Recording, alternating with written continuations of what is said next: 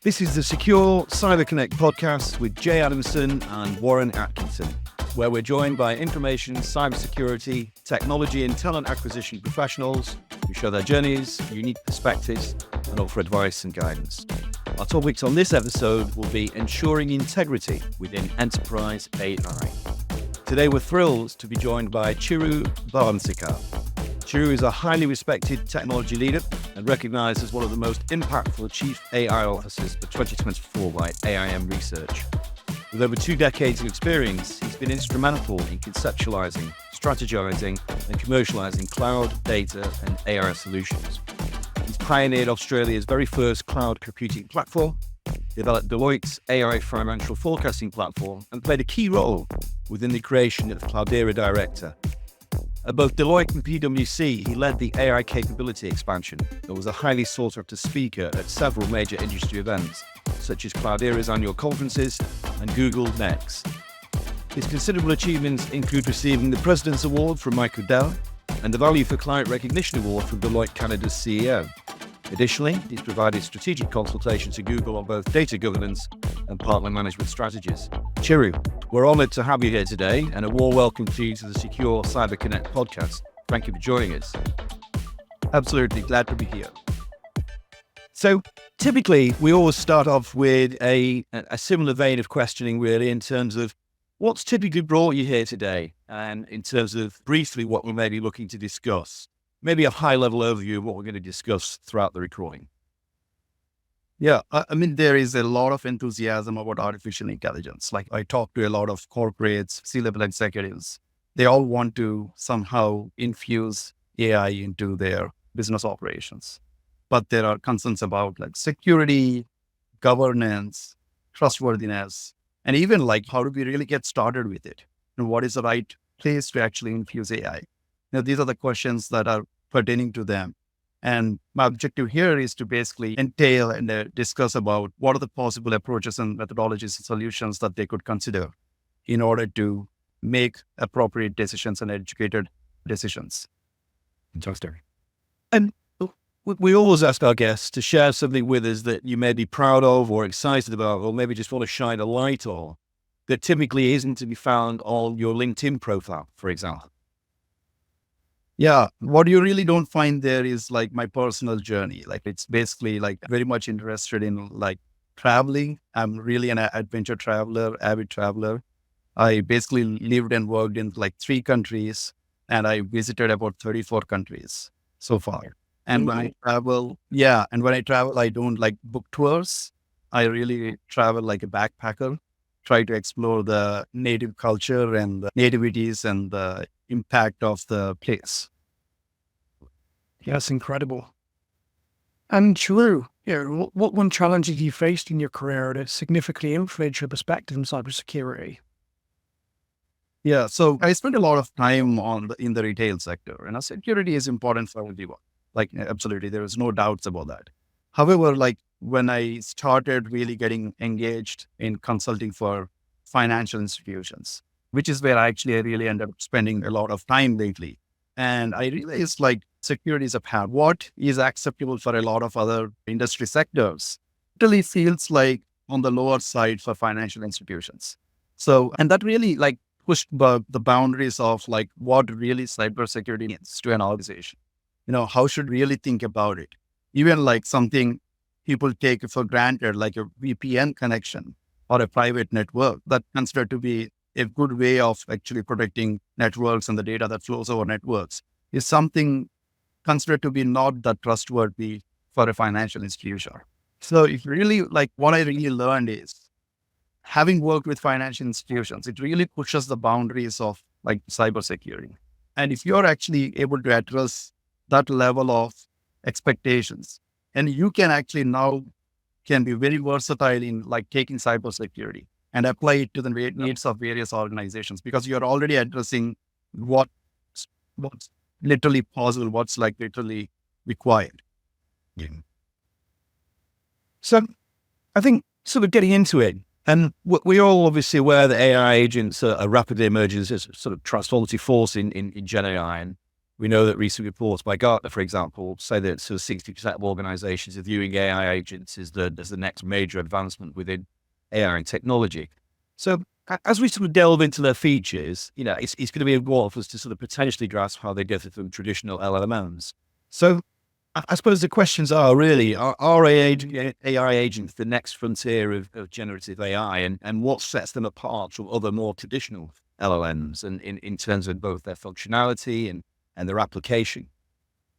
Yeah, that's a great question. And it's also a very timely question, right? So I think there has been a inflection point or shift now. The discussion's going from like LLMs to AI agents. And the way I look at it is they are not just the next frontier of like Gen AI. What really AI agents are, it's about expanding the possibilities beyond Gen AI. It's about encompassing like Gen AI with like the deep learning and even like statistical modeling. How do we actually put those things together in a seamless fashion, bring it close to the business and make them very functional and create business impact? That's what AI agents are. As a C-level executive, like they're not interested in understanding like how many tokens go into like an LLM and how well the reasoning model of an LLM is. Ultimately, what I really want to see is what can it do to optimize my business process? What can it do to reduce my costs? What can it do to improve my productivity? This is what really matters to me. And LLM by itself cannot do that. LLM has good intelligence and reasoning capabilities, and it has ability to learn. That doesn't mean that it can actually address like every requirement of the business. And that connection medium or mechanism, leveraging LLMs, leveraging models beyond LLMs, like deep learning models, statistical models, and connect it to the business is where AI agents come in and flourish.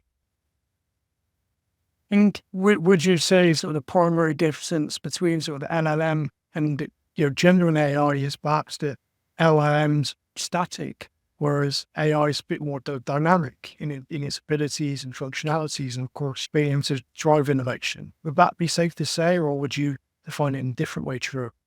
No, absolutely. I think you put it in the right way. So one analogy that I provide is LLMs, I compare them to like the brain of a human being.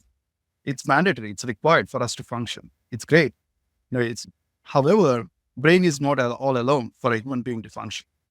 Now, it's about the coordination, like how the brain coordinates with the rest of the ecosystem within the human being makes a difference. How does it interact with like the rest of my body parts? How do I communicate with the rest of the ecosystem, with other people? And how do I execute tasks? That's what differentiates from brain from the making things happen. So LLMs are a key part of the equation. There is absolutely no doubt about that. If I compare LLM to brain, AI agent is like the AI version of a human being, able to execute tasks, improve productivity, and or being autonomously do things that a human being could do, or at least complement what a human being does. And I think the security of the AI agents is obviously becoming increasingly critical, and I guess people will be interested to know what the best practices are for securing these AI agents. How can organizations shield them from emerging threats, and how can they stay ahead of evolving threats and ensure that the ongoing security of these agents? Yeah. So we have been talking about security of LLMs. That itself is a concept, right? And now you add like agents which leverage LLMs. So it's a completely different or an expanded horizon of like the security that one need to consider. So LLMs by themselves, maximum possibility of risk that they expose is exposing some kind of a sensitive data. That is the maximum extent of use, what an LLM can do. Whereas with AI agents, because now these are like not only leveraging like LLMs, but they are also have connections and integrations with various systems, and they're executing tasks on behalf. Now it has got access to a lot more damage that it can do, right? So the best practices around that are definitely to take like typical traditional IAM controls in place, integrated access management of boundaries the trusted boundaries that you establish around AI agents, to the boundaries that it can actually tap into, whether it is from a network, whether it is from like a specific resource, or whether it is from a data standpoint, while at the same time establish guardrails, the contextual guardrails. So when it leverages like an LLM, is it going to go beyond the purview of the context that is going to actually work with it? So if I'm working in a supply chain, an agent deployed in a supply chain, it needs to have relevance, the context and the reasoning just limited to supply chain. It should not go into manufacturing or production, right? So those are the kind of guardrails you want to establish. Of course, the sensitive data protection is mandatory, that you want to bring like data loss protection and things like that. But again, that comes into picture, like where you'd really apply that. Now, if you really like apply sensitive data redaction or protection in the training, you basically literally don't have made the model and the agent dumb. Rather, you want to be able to basically enforce this in real time. When the model makes a decision, when a model actually communicates and acts on it, at that time, you should be able to basically enforce sensitive data protection, not in actually the training phase. So those are the kind of things to be taken into consideration from a best practice standpoint. And how important would you say adversary is when it comes to AI training? You've seen organizations perhaps training their AI agents to recognize adversary attacks. Is that something that businesses and organizations that are utilizing perhaps developing AI should really think about at this point in time? Yeah. So if we are really talking about biasness here, right, it's really important to address that. Especially it becomes critical in agents that are very interactive in nature, where either your external users or internal users are actually dealing with it. The best way to actually address biasness is to basically make sure that the data that is being consumed doesn't have that bias. So the traditional methodology of like data science, where you do feature engineering and how you actually prepare the data, is not redundant. It's still applicable even in artificial intelligence. If we are bypassing that step and you're thinking that AI is something different and everything happens automatically, and if you feed unprepared data without proper feature engineering, then you'll end up with unexpected bias. So the traditional methodologies that are relevant to data science are still applicable. And you also want to have like a monitoring system that can measure bias and which can basically report on the bias, and maybe have like a model that can detect bias and can actually redact bias when that appears to happen. These are evolving technologies that is also like is of research interest, and it's also like almost coming into production grade these things. Models that actually detect bias in a model, right? So it's like one person keeping a check on another person, like the usual the governance model in running a country, right? Like checks and balances. So those checks and balances are coming into artificial intelligence as well. And in terms of sort of regulatory changes, which we know there's going to be many of, what can organizations expect and how can they adapt to these regulatory changes? That's a very good question. Regulatory changes are definitely impact those industries that are highly regulatorily influenced, right? How do you keep up with those is like you probably want to have resources that are like understand and keep a tab of the regulatory changes that are happening and how they would impact an organization. One of the areas that we are involved in is basically how do we make this simple for people? Now, it's because a lot of organizations want to get into this, but they don't have adequate resources to set up teams to work with regulations. The best way you can do it, one thing we are working on is how do we basically look at whether it's the EU regulation from an AI standpoint or Australian regulation, Japanese regulation, or US White House executive order. What are the common patterns that do exist? And how do we translate those into policies that we could feed into a system? And the system continuously watches and observes for adherence to those policies and regulations. And if there is a drift, it basically points out that there is a drift in the specific policy in how these were implemented. But again, to keep in mind, a lot of the regulations cannot be technologically solved alone. There is a process and the people aspect as well. the methodology that I described at most helps on the technology front, making sure that your technology is adhering to the regulations. But how do you manage your people and process is up to the organization. Maybe like have some regular audits, regular assessments to prove that out, that people and process are adhering to the regulations that are expected from compliance standpoint. And I think something that's perhaps equally as important is that user experience, something you highlighted earlier for any organization, especially when they're trying to implement a new technology or secure things. It needs to be done in a robust as well as a simple way that's going to lower the friction. Exactly. With regards to sort of AI applications, in your experience, what are some of the most sort of successful examples of this within sort of both government and non-profits, for example, and what lessons can other sectors learn from these examples and these case studies? Yeah. So AI has the ability to impact pretty much and transform every little sector that we know. It's basically the way I describe people like what really AI is. It's the next frontier of like digital transformation or process automation. That's literally what it is. We have always wanted to get there. We have always wanted to do it, but there were limitations because we were like very limited by rule-based systems. It means like this happens, do this, but there was no natural intelligence that could have been enforced or infused into the process workflows. So now you have this natural intelligence that understands your landscape, can be fed into the usual business process that you're used to. And that's what like makes it very impactful. And if we really think about like a lot of the times when I talk to organizations, like almost AI, like they talk about as a chatbot. Chatbot is like one aspect of artificial intelligence. And nothing wrong about that. It's great.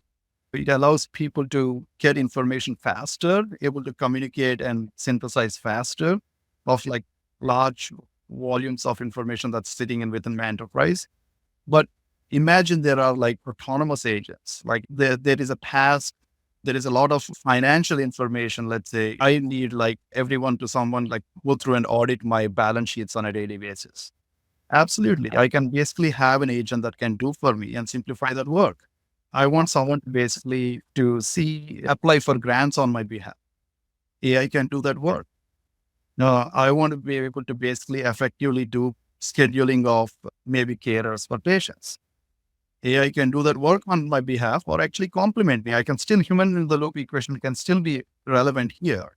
Instead of me spending like 3 days, probably I'll spend an hour basically doing the same work. It doesn't take my role away, like as a human being, but I'm actually be more effective and faster doing things. So if I'm a customer service agent, like now I have better insights about the person who called me and what could be the potential questions he would ask. Everything is right in front of me. I'm able to actually handle my calls better, reduce like the follow-up calls. So these are the benefits that are available. And we are actually touching pretty much like we are touching healthcare. We are doing like revenue cycle management augmentation in healthcare. We are doing like improving patient care and coordination in healthcare. In fintech, we are doing like a lot of work in relation to like financial intelligence and all that stuff. So there is a lot that is happening in this area. We're working with human resources and basically optimize like onboarding and offboarding of resources, which used to take a couple of weeks. Now it happens in an hour. And regarding Medicare or healthcare as such, what about addressing sort of concerns people have like data privacy, for example? Yeah, data privacy is definitely a concern. It has always been there. It's always been a concern, right? And there are methodologies like you want to be HIPAA compliant, depending on which country you are in. Like, so you want to be adhere to some kind of a compliance as well when it comes to data privacy. So usually the concept of like having contextual guardrails, having like sensitive data protection, these are, as long as you're able to follow these principles, you want to basically protect, you will be able to actually protect your AI systems when dealing with healthcare data. But one thing definitely to keep in mind is the way you enforce those things is slightly different to your traditional approach of how you deal with the traditional software. That's where the difference is. And another thing to keep in mind is with traditional software development or traditional applications, you would basically involve security like just after you have built everything. Okay. Whereas with AI, what I suggest is you want to basically involve security when you're ideating. So be their partner. They are not going to slow you down. I think the concern a lot of the time people have is, security slows things down. Here, actually, security speeds you up. Okay, so as chief AI officer, if you're the chief AI officer, you want to really be pairing with the chief information security officer from day one. Makes sense. And how important is the secure data storage and transmission? Because we're seeing solutions out there that are perhaps encrypting both and rest as well as both sides. But how important is that? It's absolutely important, but at what layer that you want to actually enforce? You want to have those things in place. Now, if you send like an encrypted data to an AI model, probably like you don't get the better out. So it should be enforced. You want to do a data at rest encryption, you want to do data in transit encryption, but whether you want to basically make information not available to the model is a question. So rather you want to make it available to the model, but put so many guardrails and boundaries around it in such a way that the model actually cannot expose that information, right? So, but yes, every aspect of security, like data at rest, data in transit, are still applicable here. It's just about how you actually adopt and enforce that is where the difference is. I think that's where you want to actually really get like someone who knows these things, someone who knows to work with traditional security teams as well. Now, the role of a chief AI officer is also to educate like security teams because they probably are not exposed to them.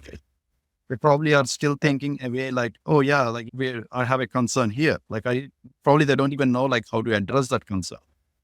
Because if I'm working with traditional solutions like ping identity or like SailPoint and everything, which are still relevant. I'm not saying they're not relevant. I've never thought about how do I address differently this specific problem. So someone who can complement and guide them and coach them helps them like is their concerns. Yeah, so shadow IT has been a challenge for a lot of organizations, especially those ones that are trying to maybe perhaps have more of an ethical standpoint when it comes to the use of AI. So what advice would you perhaps give to organizations that aren't aware of what AI solutions are out within their network? Yeah, great question. So yeah, shadow IT is concerned in the sense that that's basically what it really means. I have lack of visibility into usage, and how it's being used, how effectively it's being used, right? My expensive compute resources or storage resources, everything that's in my organization, and who is using it. So, and I basically tell this to people as well, like use AI to create visibility. Okay, so why not? If you want to use AI to solve business problems, this is also a business problem. It's a technology business problem. Why don't you use AI to create that visibility? Use AI to create a map of like the effective usage across organization of your technical, valuable compute resources and storage resources and create that visibility. It's a great use case to solve. And this is possible. In fact, like we are dealing with a situation where they lack visibility even within a security environment because there is a SIM tool, there is like Splunk, and there are many other security tools. There is no integrated view of how a security incident flows across these multiple different systems because every system provides a different view. We're actually using AI to create that integrated view of a security incident. So now my root cause analysis, which used to take probably a month, that takes few days. It's amazing. That's amazing. And here, on the system side of things, do you see RBACs playing a role? Because I see organizations at the moment, obviously, implementing that and putting policies in place for their employees, but not really focus on systems, especially these internal ones that have got minds of their own at this point in time. Yeah, totally agree. RBAC plays a significant role. And then when we're talking about one of the best practices of AI agents, definitely enforce RBAC. treat an agent, AI agent, no other than like another employee person who can act on your behalf, who can do things, who can basically has access to things that you like any other human resources, except like it's an artificial intelligence agent, right? So treat like AI agent like just like another your human resources employee or a volunteer or like a contractor, and enforce our back on that. I mean, given your extensive and impressive background in pioneering both AI and cloud solutions, we're kind of keen to get your thoughts and insights into addressing some of the sort of cybersecurity challenges that we face today.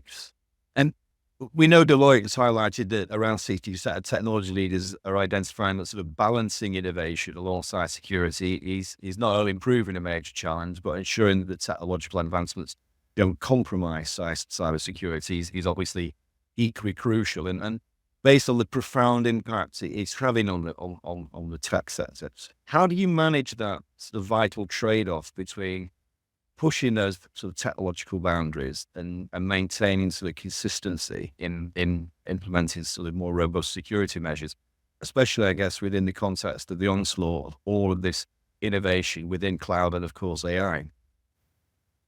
Yeah. So having boundaries is important. So, but most important than that is you want to define the boundaries.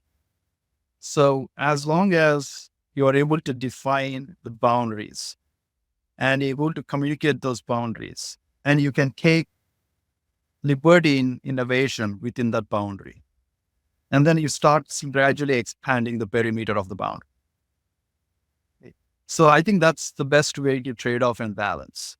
The biggest challenge that happens is no boundaries are defined. At least boundaries probably from a technical angle are defined, but from like the business strategic approach, when people are having conversations about initiatives, maybe they don't have those boundaries defined. They're talking about a great initiative and we want to solve these 20 problems with this initiative, but there is no definition of a boundary for that initiative. And the moment that great idea goes to security, doesn't feel comfortable about that.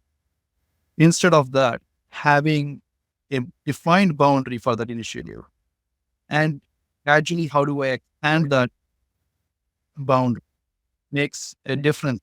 And I think like people are having initiative discussions and strategic discussions, definitely want to really like take that into account, boundary definitions for the issue.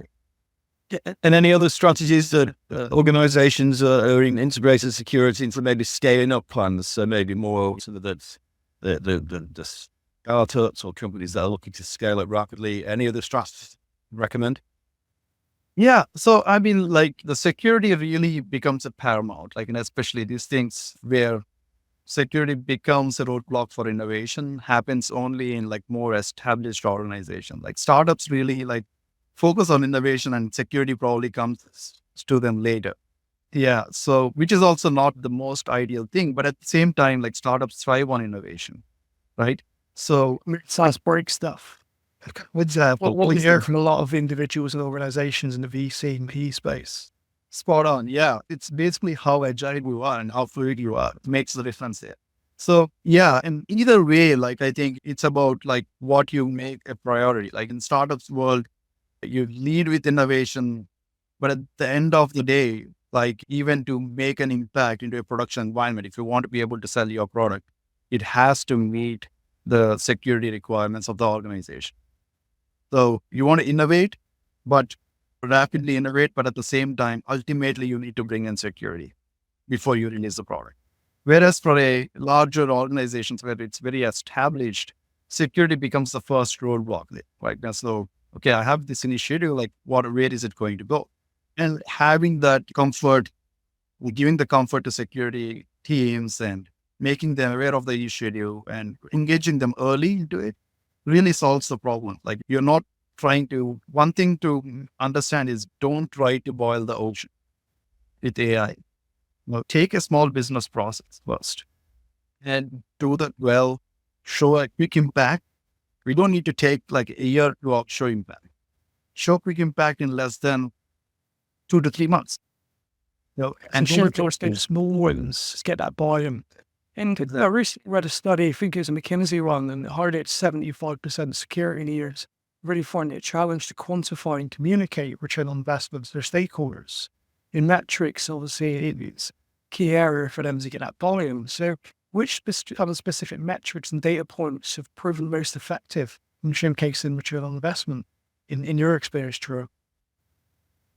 Yeah. So I think one of the challenges that businesses run into is quantifying the value of security or the impact of security. The reason for that is I can quantify things that directly impact the business. Security is an indirect impact to the business. No one realizes that until something goes wrong. Right.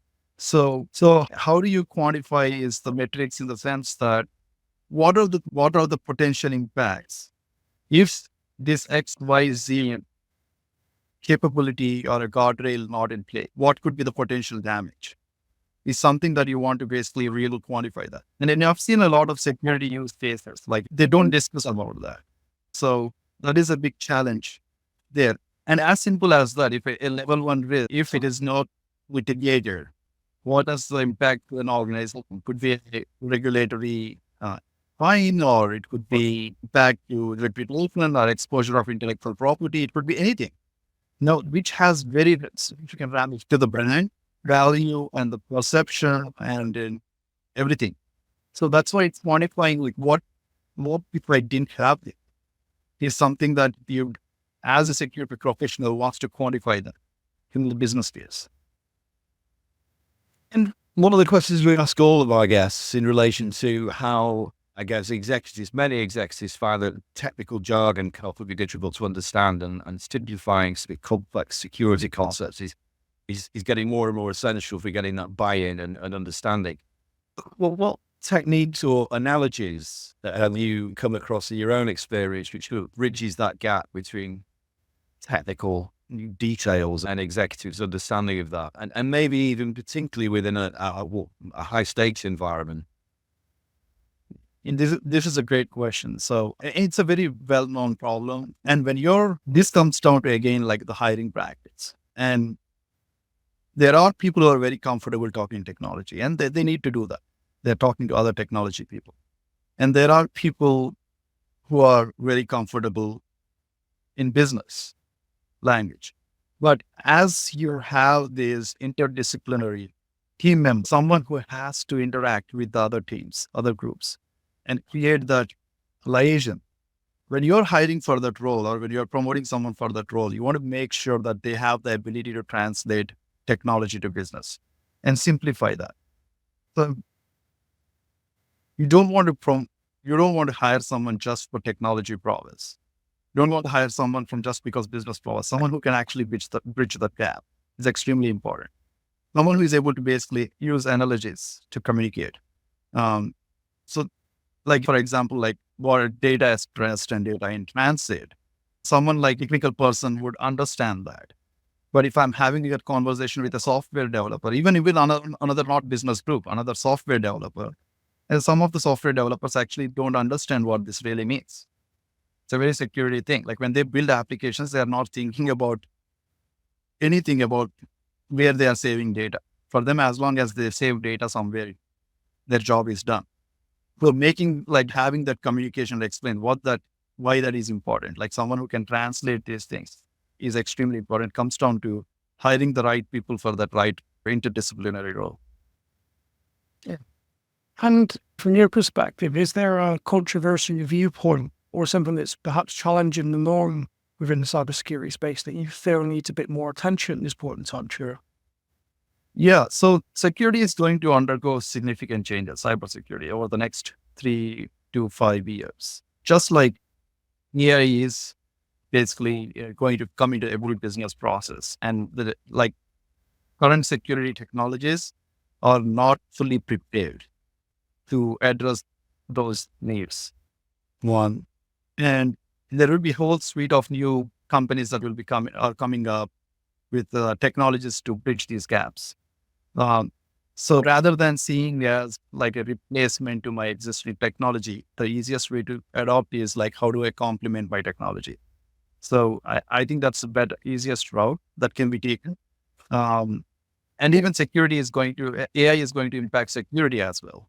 There are a lot of like, it's not about just securing AI. It's also about using AI within security is becoming more prominent now. I think there was this like Google made an offer to some Israeli startup, which was basically a security company, which uses AI in security technologies. So you're going to see that happening quite a lot going forward.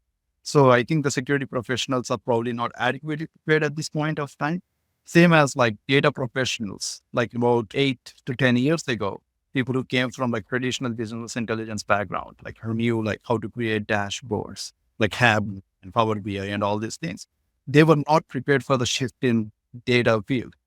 It went from like that ETL information and everything to suddenly you're talking about like Python, Hadoop, Java, and like complete shift in a data field. Real time streamings and Kafkas and all those things. Well, they were not prepared for that. That's the kind of shift that's going to happen on the security as well.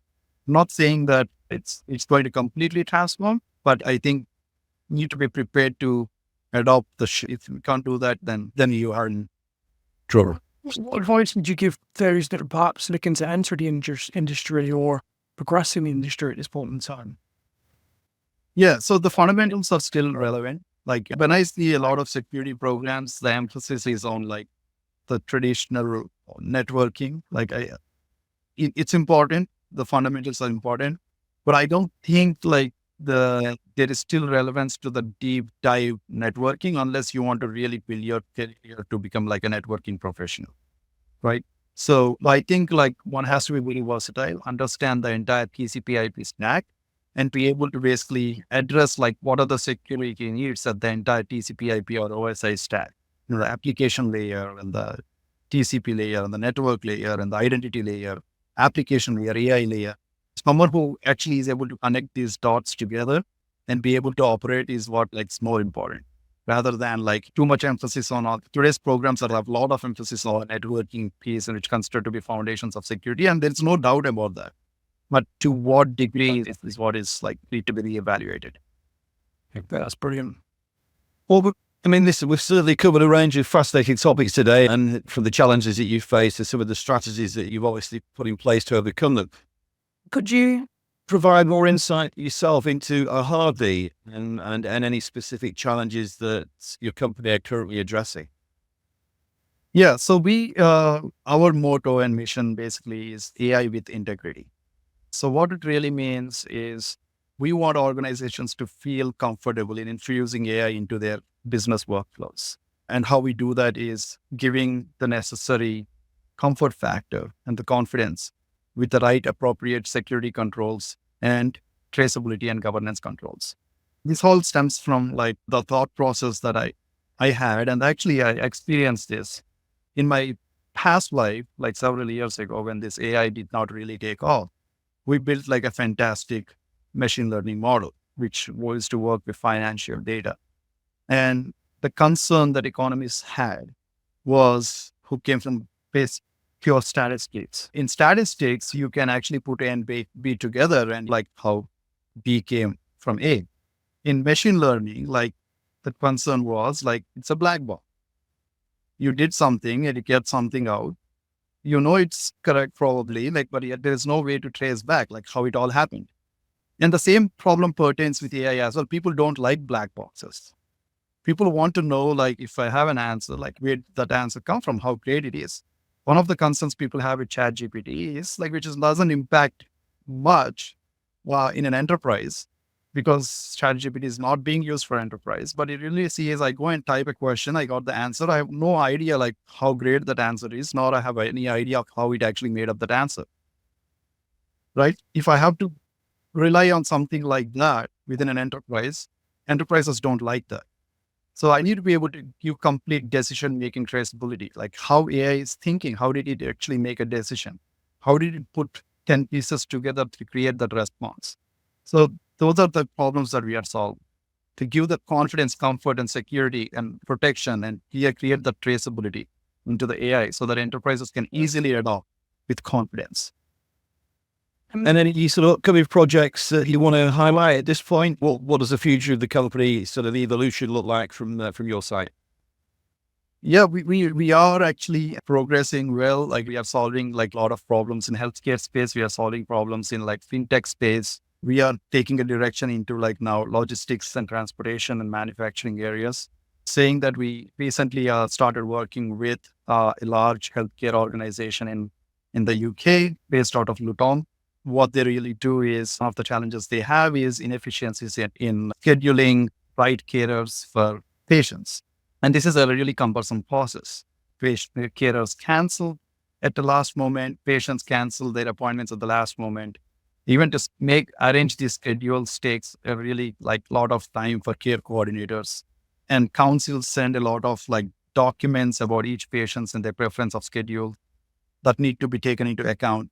So we are basically optimizing this entire process. So to reduce the effort of a care coordinator from like several weeks and days to like minutes, so that we could basically make care coordinators more effective, make patients happy.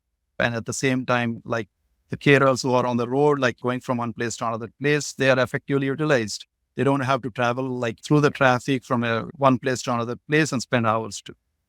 Yeah, that's amazing.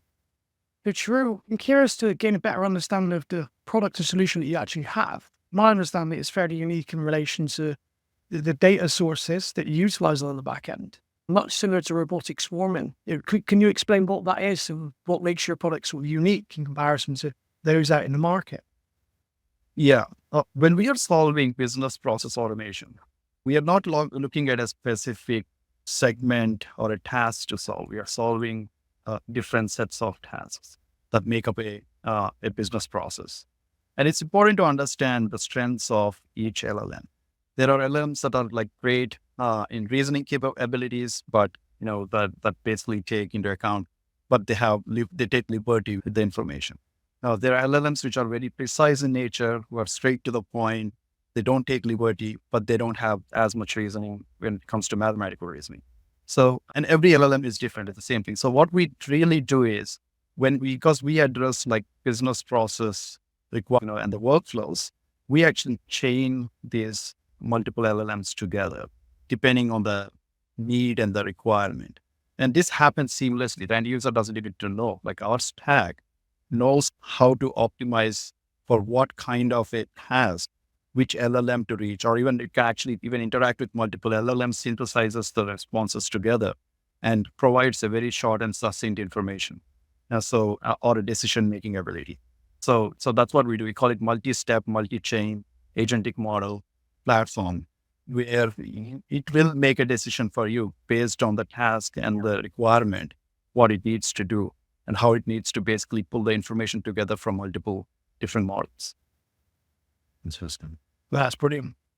Look, Chiru, thank you. Certainly the community and all our listeners will I'm sure, have found a great deal of value in today's session. So for any of our listeners who want to stay connected beyond the secure Cyber Connect community platform, Chiru, where else can they reach out to you? You can reach out to us through our website, www.arhasi.ai. You can email us on contact@arhasi.com. So definitely there is a lot of PR. If you type Arhasi on Google, like about us, every progress that we are making and impacting our clients. So yeah, definitely we'd love to hear from you if you have specific challenges we would like to discuss. And this ecosystem that Jay and Warren created, the Secure Cyber Connect, is a fantastic ecosystem even to connect there. That's great. And Frankie, Chiru, it's been wonderful and fascinating to listen to your thoughts and perspectives. I'm sure the community and all our listeners will have found a great deal of value in today's session. And for anyone who wants to continue the discussion and for more sustained engagement, we invite you to join the Secure Cyber Connect community, where we're going to be offering a range of collaborative solutions for both technology and security professionals at no cost. These are going to include expansive community access, cross-sector mutual mentoring programs, weekly online networking sessions, and a range of exclusive interviews such as this, panel discussions and masterclasses. To learn more and to gain access to the Secure Cyber Connect community and any of our initiatives, please visit allthews.secure-recruitment.com/cyber-connect/. Thank you very much.